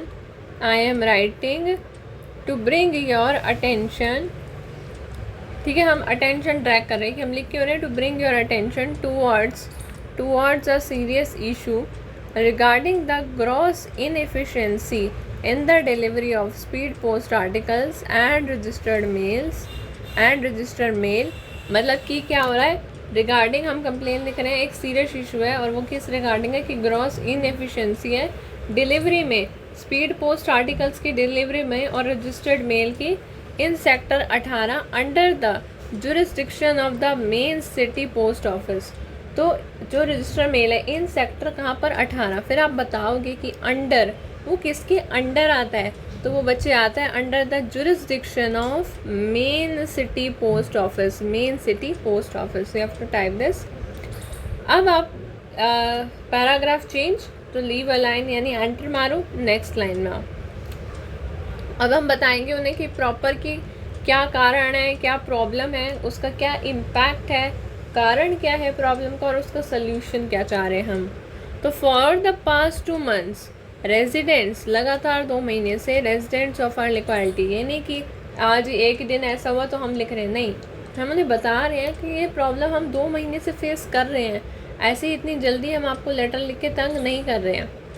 residents of our locality have been experiencing कर रहे हैं कब से, क्रॉनिक डिलेज, लगातार लंबे समय के लिए डिलेज को वो एक्सपीरियंस कर रहे हैं in receiving essential official documents, important mail such as university certificates, court के notices, bank statements and government recruitment call letters। तो मतलब इम्पॉर्टेंट है, चाहे वो मेल हो, जैसे कि यूनिवर्सिटी के सर्टिफिकेट्स हो गए, वो बहुत इम्पॉर्टेंट है, कोर्ट का कोई नोटिस हो सकता है, बैंक की स्टेटमेंट हो सकती है, फिर गवर्नमेंट का रिक्रूटमेंट जिससे आपकी जॉब लगती है, कॉल लेटर हो सकता है। तो are either delivered weeks past their expected date, मतलब जब तक वो डिलीवर होते हैं, मान लो रिक्रूटमेंट का कोई जॉब का लेटर आया, तब तक वो मिलता है लेटर, जब तक क्या हो जाती है उनकी डेट ही आगे निकल जाती है। तो are either delivered weeks past their expected date और returned incorrectly marked as address not found, या फिर वापस भिजवा देते हैं incorrectly marked as address not found. तो these delays are causing severe distress and professional loss to candidates and residents who rely on timely postal deliveries। तो अब हम बता रहे हैं कि प्रॉब्लम है। अब आप खुद सोचो, तो इस डिले से इम्पैक्ट क्या पड़ रहा है, इम्पैक्ट बताएंगे अब हम उन्हें नेक्स्ट। चाहे तो आप पैरा चेंज भी कर सकते हो, वरना इसी में डाल सकते हो कि these delays are causing severe distress and professional loss to candidates and residents who rely on timely postal deliveries. Upon inquiring at the local post office, we received vague responses regarding staff shortages and heavy workloads। तो जब inquiry करी गई local post office पे, तो इनको बड़ा सा लंबा चौड़ा आंसर में इनने ये दिया कि हमारा स्टाफ शॉर्टेज है, हैवी वर्कलोड है, but no corrective action has been taken to resolve the delivery bottleneck. तो कोई करेक्टिव एक्शन नहीं लिया गया कि डिलीवरी बॉटलनेक को रिजॉल्व करने के लिए। अब हम आएंगे अपने सोल्यूशन पे और इनसे करेंगे हम रिक्वेस्ट। 150 शब्द से ज़्यादा हमें लिखना भी नहीं है। नेक्स्ट लाइन छोड़ के next para. I request your intervention, कि अब आपको अपनी दखल अंदाजी करनी पड़ेगी, टू इन्वेस्टिगेट दिस मैटर, कि चक्कर क्या है, रियल में कारण क्या है, ऐसा क्यों कर रहे हैं ये हमें। एंश्योर अकाउंटेबिलिटी, जवाबदेही दो, among the assigned delivery personal and restore prompt postal services in our sector. Thanking you, yours faithfully ABC. I hope आपको समझ में आया कि सही बात है भाई, कितना ज़्यादा पोस्टल वाले में भी कितना चक्कर है, बताओ। इतने टाइम से कर ही नहीं रहे, बहाने पे बहाने बनाए जा रहे हैं, तो कंप्लेन तो करनी ही पड़ेगी कि भाई देखो आपकी चक्कर क्या है, ऐसा क्यों कर रहे हैं ये लोग, है ना, क्यों परेशान कर रहे हैं। और जो भी दिक्कत है सॉल्व करो इनकी प्रॉब्लम, ताकि जो आम नागरिक है वो तो कम से कम आराम से, उनको तो उनका सामान मिल सके, टाइम पे डिलीवरी हो सके। नेक्स्ट आइए, नेक्स्ट फॉर्मल लेटर करते हैं। कह रहा है write a letter to the executive engineer of the electricity board. तो लेटर लिखना है जिसको, executive engineer of the electricity board, reporting frequent unannounced power cuts during peak hours in your locality and requesting a stable power supply. तो अब आप letter लिख रहे हो किसको, write a letter to the executive engineer को लिख रहे हो, ऑफ द इलेक्ट्रिसिटी बोर्ड के एग्जीक्यूटिव इंजीनियर को लिख रहे हो। किसको लिखना है, एग्जीक्यूटिव इंजीनियर को लिखना है, ऑफ द इलेक्ट्रिसिटी बोर्ड। और हम उन्हें रिपोर्ट कर रहे हैं कि फ्रीक्वेंटली यानी लगातार अनअनाउंस्ड, बिना बताए पावर कट हो जाते हैं, वो भी पीक आवर्स के समय हमारी लोकेलिटी में। हम चाहते हैं कि आप एक स्टेबल पावर सप्लाई का लिए हम रिक्वेस्ट करते हैं आपसे, प्लीज़। तो वही फॉर्मेट क्या रहेगा, examination hall, city XYZ, date, फिर the executive engineer, state electricity board को हम कह रहे हैं, और सिटी है XYZ। अब हम सब्जेक्ट क्या रहेगा इसमें, कि complaint regarding frequent unannounced power cut, power outages in Shastri Nagar. अच्छा, तो हम बता रहे हैं कि ठीक है, complaint regarding frequent unannounced power outages in Shastri Nagar, क्योंकि हम अपनी लोकेलिटी की बात कर रहे हैं इसलिए ऐसा लिखा है, ठीक है।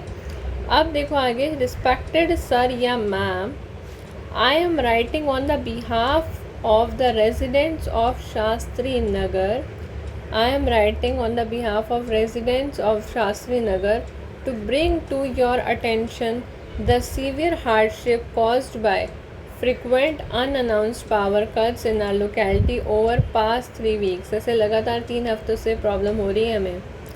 Power supply is abruptly disconnected 4 to 5 times a day, मतलब एक दिन में बताओ 4 से 5 बार लाइट जा रही है, often lasting for hours at a stretch including peak evening and late night hours. अब बंदे को रात को सोना लाइट चली गई है, या काम करने का समय है तब लाइट चली गई है। So these sudden outages have severely disrupted the daily lives of residents, especially elderly individuals, बच्चों को स्कूल जाना है, and young students preparing for upcoming examination। मान लो आप पढ़ रहे हो, लाइट चली जाए तो आप पढ़ ही नहीं पाओगे, है कि नहीं। ये लाइट का सच में बहुत चक्कर रहता है।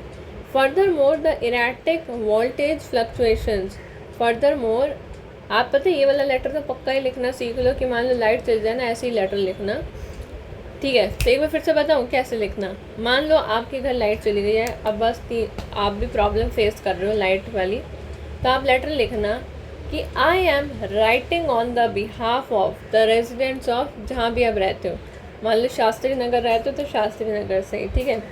To bring to your attention the severe hardship, severe यानी बहुत ज़्यादा कठिनाई, hardship caused by frequent unannounced power cuts in our locality over the past 3 weeks. Power supply is abruptly disconnected 4 to 5 times a day. Power supply जो है abruptly disconnect हो जाती है 4 to 5 times a day, often lasting for hours at a stretch, including peak evening and late night hours. These sudden outages have severely disrupted the daily lives of residents, especially elderly individuals and young students preparing for upcoming examinations. Furthermore, the erratic voltage fluctuations, कभी आ रही है कभी light जा रही है, erratic voltage fluctuations accompanying these power restorations have resulted in electrical appliance damage in several households। सही बात है। अब सबसे ज़्यादा पता है क्या होता है, मान लो एसी है, आपका फ्रिज है, जैसे ही लाइट जाती है ना, हम सबसे पहले क्या करते हैं, फ्रिज बंद करते हैं, अगर आपको पता हो। क्यों? क्योंकि जैसे ही वोल्टेज का फ्लक्चुएशंस होता है ना, और इधर पावर रिस्टोरेशन हो रही होती है, इसकी वजह से क्या हो जाता है, सबसे पहले इलेक्ट्रिकल अप्लायंस में डैमेज होता है, और वो सेवरल हाउस होल्ड्स में हम कह रहे हैं कि ऐसी प्रॉब्लम फेस करी है। तो फर्दर मोर होता है, ये बात सच है, क्योंकि क्या है ना कि इधर से लाइट आ रही है, जा रही है, फ्लक्चुएशन हो रहा है, आपका डिवाइस ख़राब हो जाएगा, टीवी है या कोई भी है, जैसी लाइट आई फिर बंद हो गई, फिर ऐसे। तो फर्दर मोर मशीन का भी बहुत ऐसे, वॉशिंग मशीन में भी आ जाती है दिक्कत। Further more the erratic voltage fluctuations accompanying these power restorations have resulted in electrical appliance damage in several households despite multiple representations made to the local substation complaint। तो अब हम बता रहे हैं कि हम आपको इसलिए बता रहे हैं बात, क्योंकि हमने मल्टीपल बार रिप्रेजेंटेशन दे दी टू लोकल सबस्टेशन कंप्लेंट। हम जाके बिजली विभाग गए, हमने मल्टीपल बार बोला, कंप्लेंट डिस्क में कंप्लेंट लिखवाई। तो डिस्पाइट मल्टीपल रिप्रेजेंटेशन, कभी रेजिडेंट से कोई गया, कभी कोई गया, तो हम कह रहे हैं कि हमने इतनी रिप्रेजेंटेशन दे दी लोकल सबस्टेशन कंप्लेंट डेस्क में, परंतु नो ऑफिशियल एक्सप्लेनेशन, ना ही कोई ऑफिशियल एक्सप्लेनेशन आया, ना ही कोई स्केड्यूल आया for load shedding has been provided, कुछ नहीं हुआ। Nor has any lasting solution been implemented, ना ही कोई लास्टिंग सोल्यूशन इम्प्लीमेंट हुआ है। तो अब फाइनली अब हम रिक्वेस्ट ही कर सकते हैं। तो नेक्स्ट पैरा लाइन छोड़ के, I earnestly request your intervention to inspect the distribution transformers. मैं अर्नस्टली, अब मैं क्या चाहती हूँ आपसे, मैं ये चाहती हूँ, रिक्वेस्ट कर सकती हूँ कि आप अपना इंटरवेंशन दो to inspect the distribution transformers. जितने भी डिस्ट्रीब्यूशन ट्रांसफार्मर्स हैं उन्हें आप इंस्पेक्ट करो, and infrastructure in our area to restore a stable and uninterrupted electricity supply at the earliest, ताकि रीस्टोर हो सके स्टेबल, और एक वापस से हम लोग भी भाई अपने घर मोहल्ले में आराम से रह सकें। फ़ायदा क्या अपना घर होने का। Uninterrupted electricity supply eight the earliest, तभी तो बच्चे आराम से पढ़ पाएंगे पेपर की दिनों में। Thanking you, yours faithfully ABC। तो ये तो बढ़िया है, ये आ भी सकता है, क्योंकि पता है क्या है कि आपका भी मान लो पेपर और लाइट चल जाए, तो आपसे बेहतर तो कौन समझेगा इस बात को। अब आपके पेपर का समय आप सभी लोग जानते हो, बारिश का भी सीज़न चल रहा है ना, सबको पता ही है बारिश का सीज़न चल रहा है। आसपास हर किसी के घर के आसपास पानी इकट्ठा होना, ये सब चीज़ें कितनी हैं, और कई जगहों पे तो कुछ ज़्यादा ही होती है अगर सड़कें ठीक से ना बनी हो। तो अब हम लेटर लिख रहे हैं चीफ पब्लिक हेल्थ ऑफिसर को, इसलिए इस समय बोलते हैं कि फुल स्लीव्स पहनो। जब सितंबर का महीना आता है तो और ज़्यादा बोलते हैं, क्योंकि मच्छर वगैरह भी इसलिए आते हैं, है ना। तो राइट अ लेटर टू, अब हम किसको लिखेंगे, चीफ पब्लिक हेल्थ ऑफिसर को लिखेंगे हमारी सिटी के, और उनके अटेंशन को ड्रॉ करेंगे to severe water logging and contamination of drinking water in your area, यानी हमारे एरिया में आफ्टर रिसेंट रेन्स। चलो शुरू करते हैं। Examination hall city XYZ, date to, किसको लिख रहे हैं, the chief public health officer, municipal corporation city XYZ। Subject है complaint regarding severe water logging and drinking water contamination in sector 9 respected sir, so I am writing to draw your urgent attention to the alarming public health situation in sector 9 following the recent heavy rainfall in our city। फिर से करते हैं। तो कह रहे हैं I am writing to draw your urgent attention to the alarming public health situation in sector 9 following the recent heavy rainfall in our city। ठीक है, ये हम इसलिए लिख रहे हैं, ये हमारा हुआ introduction. Inadequate drainage infrastructure has led to persistent water logging. क्यों? क्योंकि इनएडिक्वेट, इतना ड्रेनेज इंफ्रास्ट्रक्चर इतना इनएडिक्वेट है, जिसकी वजह से क्या हुआ, परसिस्टेंट वाटर लॉगिंग हो गई। मतलब इतना ऐसा बिल्कुल कोई एडिक्वेट ही नहीं है, कोई ढंग के है ही नहीं ड्रेनेज इंफ्रास्ट्रक्चर, और इतने है ही नहीं सफिशेंट कि भाई persistent water logging की प्रॉब्लम को रोक सकें across the main streets and residential lanes. So inadequate drainage infrastructure has led to persistent water logging across main streets and residential lanes, creating stagnant water pools that remain unmanaged for days. तो इस वजह से क्या होता है, पानी रुक जाता है, स्टैगनेंट वाटर पूल बन जाता है और जो अनमैनेज रहता है काफ़ी दिनों तक, मतलब जब तक धूप नहीं आ रही या वैसे भी कई दिनों तक रहता है in fact. Worse still, underground pipeline damage, underground pipeline ही डैमेज हो गई है, has resulted in sewage water leaking. आपको पता है सीवेज वाटर लीकिंग हो जाए, oh God that's such a great problem. So ये इतनी वर्स्ट प्रॉब्लम है कि यार अंडरग्राउंड पाइपलाइन का ही डैमेज हो जाना has resulted in sewage water leaking into the tap water supply of several households. तो आप सोच सकते हो कि इतनी बड़ी प्रॉब्लम है, ये हम इन्हें बता रहे हैं। तो the water currently supplied to our homes is discolored, foul smelling and completely unfit for domestic consumption. ना आप उसको यूज़ ही नहीं कर सकते, बिल्कुल इतना गंदा पानी को कौन यूज़ करेगा। तो the water currently supplied is discoloured, colour उसका पूरा ख़राब हो चुका है, फाउल स्मेल आ रही है और कम्प्लीटली अनफिट है फॉर डोमेस्टिक कंजम्पशन। तभी तो हम आपको लेटर लिख रहे हैं, मतलब सोचो इस लेवल तक का प्रॉब्लम है। So this dual crisis, double ये जो क्राइसिस है, has triggered a sharp rise in water borne illness such as, इस टाइम पे मैंने बताया ना आपको, जैसे वो क्या होता है, टाइफाइड हो गया है ना, और डेंगू मलेरिया ये तो हो गया, स्किन इन्फेक्शंस हो गए, और तो और गैस्ट्रोएंटेरिटिस ये भी हो गया among residents, particularly children and the elderly, क्योंकि उनको तो जल्दी से इफ़ेक्ट कर ही जाते हैं। इनफैक्ट किसी का भी इम्यूनिटी आजकल उस हिसाब से नहीं है कि ऑब्वियसली हो गई। तो क्योंकि आप देखो ना कि वाटर इतना गंदा आ रहा है, तो इसलिए हम बता रहे हैं, इसलिए अब हमें हेल्थ ऑफिसर को लिखना ही पड़ेगा। तो अब हम हेल्थ ऑफिसर को नेक्स्ट लाइन में, नेक्स्ट पैराग्राफ में क्या लिखेंगे, पैरा चेंज, कि ऐसा नहीं है कि हम आपको ही कंप्लेन कर रहे हैं, हमने पहले भी करी थी, हम इतने टाइम से सफ़र नहीं कर रहे थे, हमने पहले despite complaints registered at the ward office में हमने करी थी। नो करेक्टिव मेजर्स और रिपेयर्स हैव बीन इनिशिएटिव, कोई उन्होंने ना करेक्ट किया कि सीवरेज ठीक कर दें या अंदर की जो पाइपलाइन डैमेज है उसे ठीक कर दें, ना ये वाटर पूल वगैरह इसकी जो प्रॉब्लम आ रही है इसे ठीक कर दे, कुछ नहीं किया। हमने इतनी कंप्लेंट रजिस्टर की, कोई करेक्टिव मेजर या रिपेयर इनिशिएट ही नहीं हुआ। तो अब I earnestly request your immediate intervention to repair the, मतलब आप प्लीज़ कुछ करवाओ द कंटेमिनेटेड वाटर पाइपलाइंस, यही रिक्वेस्ट है हमारी, ताकि भी प्रॉब्लम सॉल्व हो। ऐसी तो होगी, deploy water pumps to clear stagnant rain water, जो बरसात का पानी भर गया है, स्टैगनेंट हो गया, उसको क्लियर कराने में हेल्प हो। तो आप डिप्लॉय कराओ वाटर पम्प्स को प्लीज़, मतलब बोलो, ऑर्डर कराओ। ऑब्वियसली वो जो ऑफिसर है खुद तो नहीं करेगा, वो ऑर्डर करेगा। कंटेमिनेटेड वाटर पाइपलाइंस को रिपेयर कराओ जो पानी भर गए, and arrange for a clean water tankers के लिए अरेंज करो हमारे सेक्टर में, until the issue is fully resolve, जब तक ये चीज़ें ठीक नहीं होती हैं, ताकि हमारे लिए क्लीन टैंकर का इंतज़ाम करो पानी का, ताकि हमारी लोकेलिटी वाले डेली यूज़ में साई पानी को यूज़ करके अपने हेल्थ का ध्यान रख सकें और जैसे कैसे काम चला सकें, जो भी प्रॉब्लम, जब तक प्रॉब्लम पूरी रिजॉल्व नहीं होती है। तो thanking you, yours faithfully ABC, ठीक है।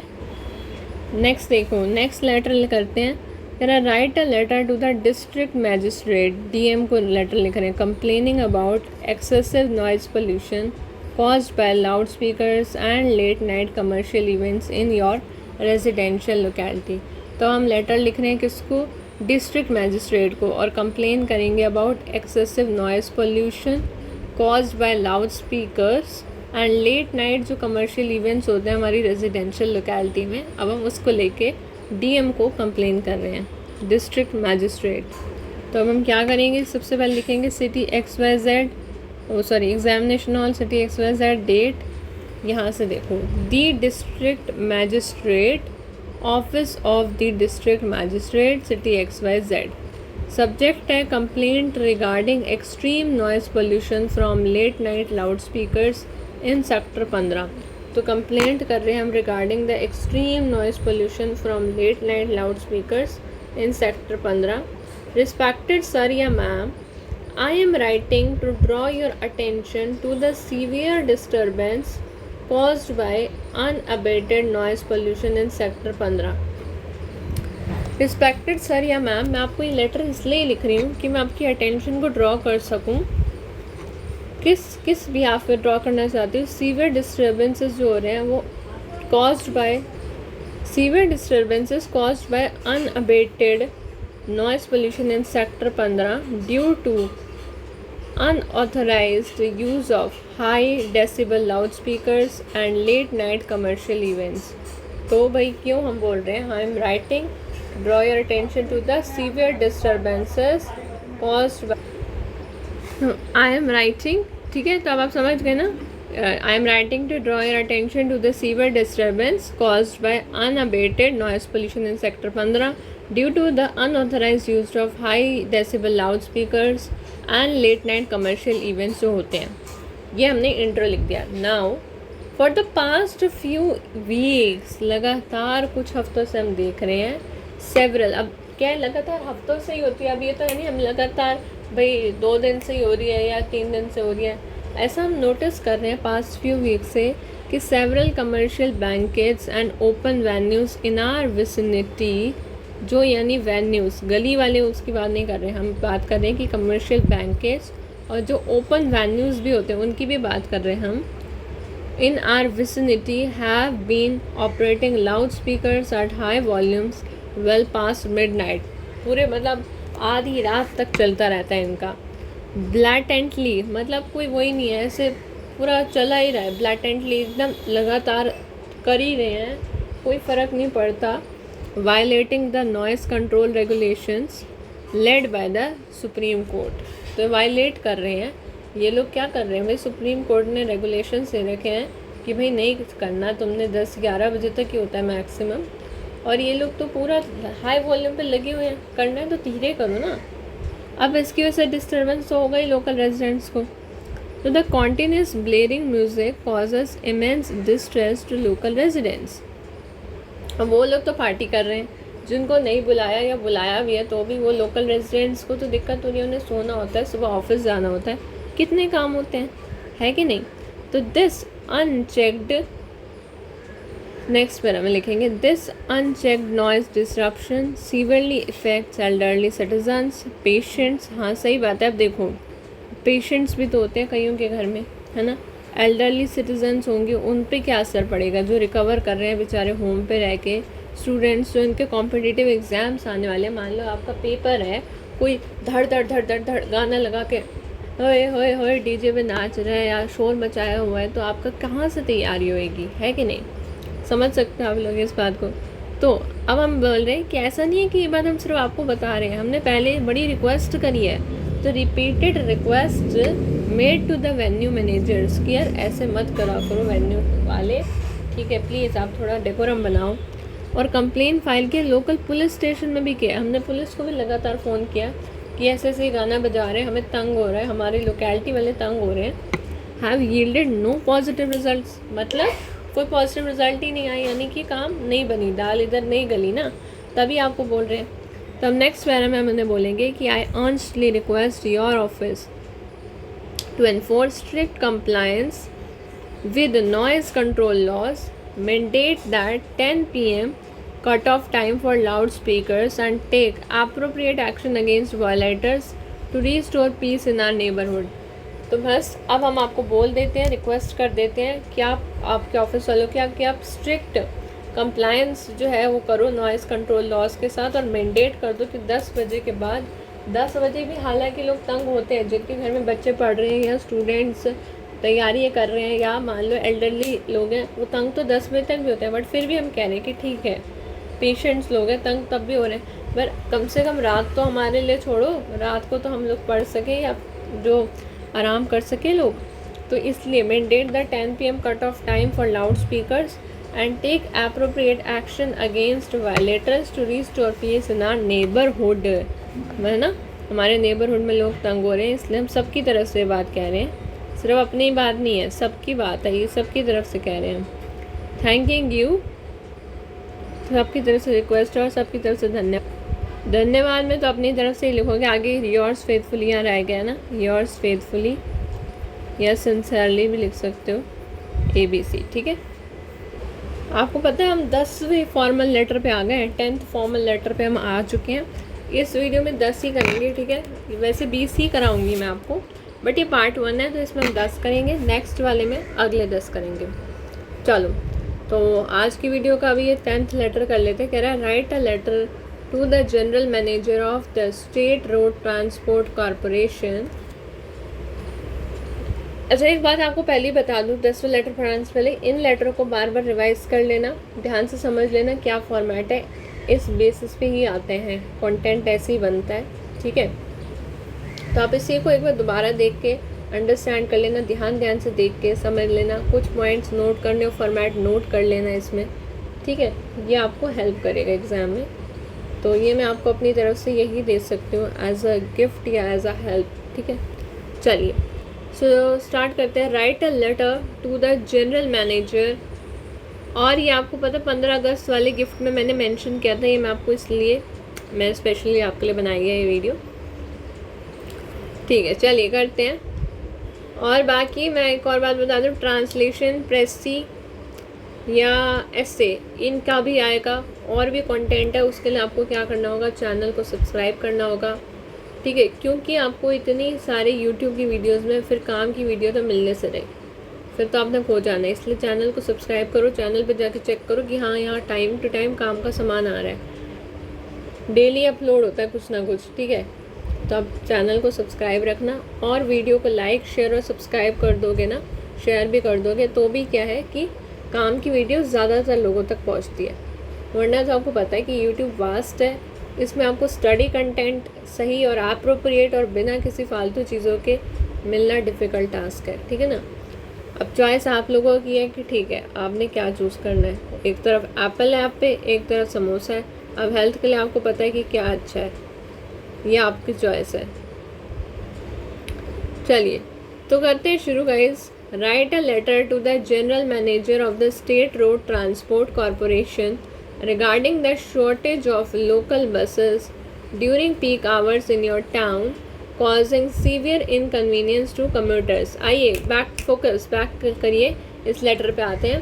तो क्या कह रहे हैं, ये कह रहे हैं बच्चे कि जनरल मैनेजर को लेटर लिखना है, अपने स्टेट रोड ट्रांसपोर्ट कॉरपोरेशन के general manager of the state road transport corporation को लेटर लिख रहे हैं। क्यों लिख रहे हैं, रिगार्डिंग दी शॉर्टेज। अब किस चीज़ की शॉर्टेज कर दी, लोकल बसेस की शॉर्टेज हो गई है during peak hours in your town, जिसकी वजह से इनकन्वीनियंस हो रही है कम्यूटर्स को। तो what you will write, examination hall city XYZ date to the general manager state road transport corporation city XYZ, request for increasing local bus frequency during peak, request for increasing local bus frequency during peak commuting hours। ठीक है, peak commuting hours। Commute का मतलब समझते हो, commute का मतलब होता है बच्चे कि एक जगह से, मतलब अपने घर से आपको काम पे रोज़ जाना होता है, एवरीडे जाते हो, और उस चीज़ का जो लंबा डिस्टेंस आपको ट्रेवल करना होता है उसी को हम कह रहे हैं कम्यूटिंग। ठीक है ना, कम्यूट करना। आइए आगे समझते हैं। तो I am writing to draw your attention to the severe hardships faced by daily commuters due to an acute shortage of local public buses along the route number 12 transit corridor. तो मैं आपको इसलिए लिख रही हूँ क्योंकि daily I am writing to draw your attention to the severe hardships faced by daily commuters, जो daily लंबे अपने घर से काम पे लोग आते जाते हैं, उनको एक्यूट शॉर्टेज फेस करनी पड़ रही है लोकल पब्लिक बसेस की अलॉन्ग द रूट नंबर 12 बता रहे हैं हम, ट्रांजिट कॉरिडोर कहाँ पे वो हम बता रहे हैं। During the morning public buses ही नहीं आ रही हैं, during the morning 8 AM to 10:30 AM, आपको पता है यही टाइम होता है ऑफिस वालों का, एंड इवनिंग में शाम के 5 बजे से 7:30 बजे तक पीक आवर्स कहते हैं, इसे कहते हैं पीक आवर्स, ट्रैफिक बहुत मिलता है। Thousands of office workers, daily veg वाले अर्नर्स, सरकारी ऑफिस हो प्राइवेट ऑफिस हो, डेली वेज वाले अर्नर्स हो गए, एंड कॉलेज के बच्चे भी तो हो गए, अपने कॉलेज के स्कूल के बच्चे, कॉलेज स्टूडेंट्स डिपेंड कॉलेज वाले, स्कूल वालों की तो चलो अपनी बस लगी हुई है या पेरेंट्स छोड़ाते हैं, बट कॉलेज वाले बच्चे depend entirely on state transport. However, पर हालांकि due to the limited number of buses currently operational on this route, vehicles arrive heavily over crowded. तो चावल की सीटी बच गई हमारे, हाँ जी। तो however due to limited number of buses, जो लिमिटेड नंबर ऑफ बसेस हैं जो कि करेंटली ऑपरेशनल हैं इस रूट पे, vehicles arrive heavily over crowded. तो व्हीकल्स एकदम हैवीली ओवर क्राउड होकर आ गई, जैसे कैसे लोग आ रहे हैं। Consequently many passengers are forced to risk their safety by hanging on to footboards while other miss their scheduled connections altogether। अब ऐसे में क्या होता है, बहुत सारे पैसेंजर्स को ज़बरदस्ती, अब वही है ना कि अब मजबूरी है वाली बात है। जैसे आपने ऑटो में भी देखा होगा, लोग भर भर के बैठे होते हैं, ऐसे ही बस में भी एकदम हैंगिंग होके आ रहे हैं, पूरा अपनी सेफ्टी को रिस्क पे लेके आ रहे हैं, हैंगिंग ऑन टू द फुटबोर्ड्स होते हैं ना, उस पर पूरा हैंग होके आ रहे हैं। सेफ्टी को तो रिस्क है ही है। अब कई लोगों का तो क्या है, other miss the schedule connection, उनका तो स्केड्यूल ही ख़राब हो गया, पूरा स्केड्यूल कनेक्शन ही आपने बिगाड़ दिया ऑल टुगेदर। तो दिस लैक ऑफ रिलायबल, इंसान तो पब्लिक ट्रांसपोर्ट पे डिपेंड करने वाले तो उसी पे डिपेंड करते हैं, और this lack of reliable public transport leads to severe daily delays. रोज़ लोगों की ऑफिस में डिले हो रही है, या अपने जहाँ पे उन्हें काम पे जाना है, डेली वेज अर्नर्स की डिले हो रही है। And forces residents to rely on expensive private transport option. और अब क्या है, मजबूरी है, तो क्या ये चीज़ ज़बरदस्ती हो रही है ना। जो बंदे का काम बस क्या मान लो 50 रुपये किराया वो होने से हो रहा है काम, वहीं उसको क्या करना पड़ रहा है, प्राइवेट ट्रांसपोर्ट का ऑप्शन यूज़ करना पड़ रहा है। या तो वो अपना व्हीकल ख़रीदे कि भाई इतनी दिक्कत को देखते हुए हमने व्हीकल से जाए, कार का किराया भरे या जो भी आता है, या वो कैब करे, या मतलब जो भी है, मतलब उसको महंगा पड़ रहा है। Rely on expensive private transport option उसे महंगा पड़ रहा है। अब मजबूरी है, काम पे तो जाना है, नौकरी थोड़ा छोड़ेंगे इस चक्कर में। तो दिस द प्रॉब्लम बिकम्स, जो आसानी थी पब्लिक बस की वजह से, तो अभी प्रॉब्लम जो है ये क्या बन गई है, even more acute for female commuters. Female commuters वालों के लिए तो और दिक्कत है कि ये बस की धक्का मुक्की भीड़ भाड़, वो बस आ ही नहीं रही है प्रॉपरली, बस आ नहीं रही है। फीमेल कम्यूटर्स तो बेचारी क्या करें। एंड एल्डरली सिटीजन्स वालों के लिए सोचो कितनी दिक्कत है, जिनको एक प्रॉपर स्पेस मिलता था ड्यूरिंग रश आवर्स, उनको कितना प्रॉब्लम फेस करना होता है आपको पता नहीं है। आप मेट्रो में देख लो या कभी कहीं भी देख लो, पीक आवर्स में बस में कितनी भीड़ें हैं और कितना ज़्यादा आप सबने एक्सपीरियंस किया होगा एक ना एक बार, तो एटलीस्ट करा ही होगा, कहने की बात ही नहीं है। तो आप अपना एक्सपीरियंस भी लिख सकते हैं, हाँ जी, तो कमेंट में। I earnestly request your office to access, I earnestly request करते हैं हम आपसे, आपके ऑफिस से कि आप access the passenger load on route number 12 and deploy additional local mini buses और increase the frequency of standard buses जो आती हैं during peak hours to ensure safe and hassle-free travel for citizens. Thanking you, yours faithfully ABC। ठीक है, SS का मतलब समझ गए ना। एसएस का मतलब यही होता है कि यार कि आप पैसेंजर लोड जो है ना, आप अंडरस्टैंड करो कि हाँ इतने पैसेंजर्स तो हैं ही हमारे, तो उस हिसाब से बसेस भेजो ना तुम लोग। अंडरस्टैंडिंग तो एक बन ही जाती कि रोज़ इतने लोग चढ़ रहे हैं गाड़ी में, बस में। और डिप्लॉय एडिशनल लोकल बसेस में, डिप्लॉय का क्या मीनिंग होता है, टू यूज़ समथिंग। एक तो डिप्लॉय का मतलब होता है कि सोल्जर्स या वेपन्स को पोजीशन में रखना कि वो रेडी हो फाइट के लिए, है ना, where they are ready to fight, यानी सेना और हथियारों को संभावित लड़ाई के लिए तैयार करना या तैनात करना। एक डिप्लॉय का मतलब ये होता है, पर यहाँ ये मतलब नहीं है। यहाँ डिप्लॉय का मतलब है to use something in a useful and in a successful way, है ना। यूज़फुल और सक्सेसफुल वे में क्या करना, किसी वस्तु का प्रभावी ढंग से इस्तेमाल करना। तो डिप्लॉय करो अपनी एडिशनल लोकल मिनी बसेस को यूज़ करो भाई। चलो, आई होप आपको बहुत मज़ा आया होगा हमारे इस लेक्चर में, और लेक्चर अच्छा लगे तो कमेंट सेक्शन में ज़रूर रिव्यू दीजिएगा लेक्चर कैसा लगा, और नेक्स्ट वीडियो के लिए आप कितने एक्साइटेड हैं बताइएगा। और कौन सी हेल्पफुल वीडियो चाहिए आप वो भी बता सकते हो। Thank you so much guys, and channel को like share and subscribe. Thank you.